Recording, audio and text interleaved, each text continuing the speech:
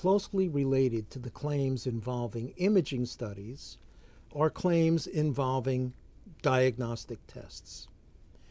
Now, there is an infinite variety of diagnostic tests that can be performed, but the ones that tend to generate cases by the mere performance of the test itself usually involve the insertion of something into the body and an adverse effect happening as a result of it.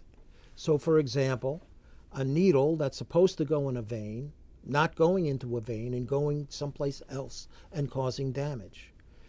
Think of all those medical tests that have the word scope or scopy in it: colonoscopy, gastroscopy, cystoscopy.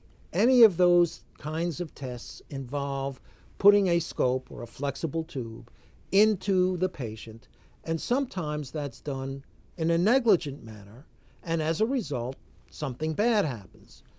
Typical things that may happen that are bad in those circumstances are perforations, where the scope doesn't stay where it's supposed to go, but instead goes someplace else. Like surgery cases, these cases run into the problem that the defendant will claim that whatever the particular bad event was a risk of the procedure. And sometimes that may actually be correct. But other times it's not. It's very fact dependent, and in order to know, we would appreciate it very much if you would give us a call. Now, like the failure to diagnose cases and the imaging study cases that I've talked to you about in addition to this video on diagnostic tests, a test result can be prepared by the laboratory, sent to the physician, and for whatever reason, the physician puts it in the file and fails to respond to the information that's on it.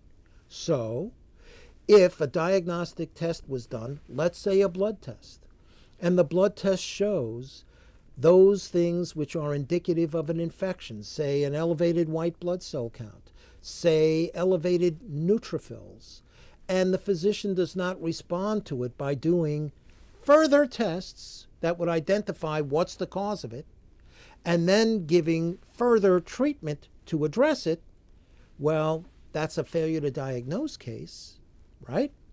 And so in those circumstances, that is how a diagnostic test can also be part of a medical malpractice cases. In some, different aspects of medical malpractice can combine together to make a larger claim. If you think you have a medical malpractice case where there was a failure to diagnose, where there was a failure to respond to a diagnostic test or an imaging study, please give us a call.